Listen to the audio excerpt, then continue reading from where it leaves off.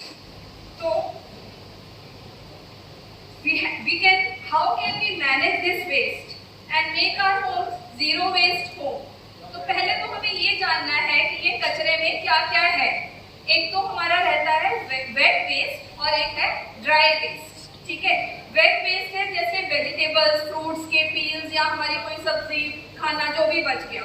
ठीक है, तो उसको हम क्या कर सकते हैं? वेट वेस्ट के लिए ग्रीन बिन्स हम रखते हैं और ड्राई वेस्ट के लिए भी कीप ब्लू बिन्स।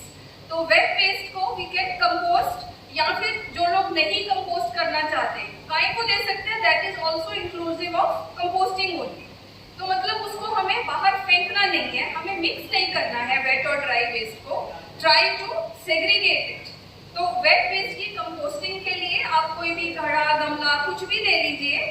ठीक है, कोई भी खाली पॉट लेकर, प्रेफरेबली मिट्टी का हो। वैसे प्लास्टिक का भी चल सकता है बट प्रेफरेबली मिट्टी का हो तो उसमें बेटर रहता है। तो उसमें लेयर बाय लेयर, जैसे 1 लेयर ऑफ मिट्टी और फिर एक लेयर ड्राई लीव्स का, फिर एक लेयर अपना जो भी वेस्ट है पील्स एंड ऑल, उसके बाद फिर से मिट्टी।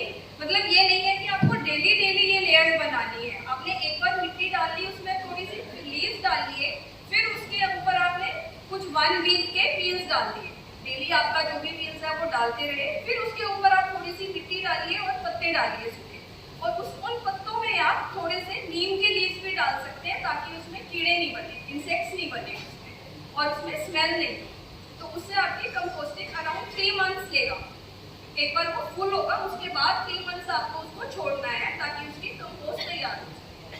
Now coming to dry waste. Dry waste क्या है? सारे हमारे रैपर्स, बॉटल्स, यही सब है ना। कुछ चीजें हैं जो हम बॉटल्स में नहीं भर सकते, जो भी मेटल्स वगैरह का है वो हम नदी वाले को दे सकते हैं instead of giving it to waste collectors. और जो प्लास्टिक है, जैसे हमारा दालों का, सब्जियों के जो भी प्लास्टिक्स में पैकिंग्स आती है, या बच्चे चिप्स खाते हैं, मैगी, नूडल्स, या दवाइयों के रैपर्स होते हैं, वो सब हम इस तरह बॉटल्स में भर सकते हैं। ये प्लास्टिक की बॉटल्स भी ऑलमोस्ट सभी घरों में आती है कोल्ड ड्रिंक्स वगैरह के साथ। तो वो खाली बॉटल को हमें फेंकना नहीं है, बिट बाय बिट प्लास्टिक को इसमें भर देना है, और वो इतने अच्छे से फिल करना है कि इसमें कोई स्पेस नहीं रहे। ये दबनी नहीं चाहिए बॉटल की। कोई भी डंडा वगैरह या कोई भी स्टिक लेकर उससे इसको अच्छे से कंप्रेस करके, मतलब इसमें ऑलमोस्ट 1 मंथ लग जाता है भरने में। You can fill so much of plastic in 1 bottle. You will be surprised to see if you all start doing this. कि हमारे डस्टबिन तो खाली रहते हैं, कूड़े वाला आ रहा है चाहे नहीं आ रहा है, हमें कोई फर्क ही नहीं पड़ता है, because we are not collecting the waste at our home, we are managing it. तो इस तरह से सारा प्लास्टिक स्टफ करके एक बॉटल तैयार होती है इस तरह की, और इस तरह की 6 या 8 बॉटल्स को इकट्ठा बाइंड करके एक इको ब्रिक तैयार होती है। Not only 1 bottle is called eco brick.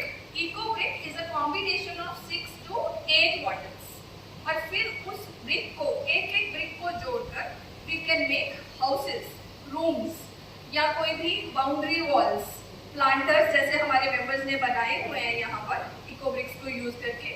Obviously we need cement and रेता and all to bind the bottles, जैसे हम ब्रिक्स को बाइंड करने के लिए यूज करते हैं, उसी तरीके से हम इन इको ब्रिक्स को बाइंडिंग मटीरियल से तो बाइंड करेंगे, but these are very useful. इससे क्या होगा, जो प्लास्टिक हमारी ड्रेन्स में जा रहा है या एनिमल्स को चोक कर रहा है, जब इधर उधर फैलता है तो एनिमल्स खा लेते हैं उसको, तो उनको चोक कर रहा है या हमारी स्ट्रीट्स में गंद फैला रहा है, वो सब हमें देखने नहीं मिलेगा। ठीक है ना। सो आई होप आज से ही सब लोग शुरू करेंगे, and I know many members are doing it in our club already. We have talked about it so much during the years. जैसे रिम्पी मैम है, आकांक्षा है, डॉक्टर अर्चना है, काफी लोग, गीता मैम है, मैं बना रही हूँ, बहुत लोग बना रहे हैं ये इको ब्रिक्स, और हमने स्कूल्स में बच्चों को भी सिखाया है ये बनाने के लिए। तो we have got a good response from all the students of the schools. So and I hope I get the response equally from our club members also.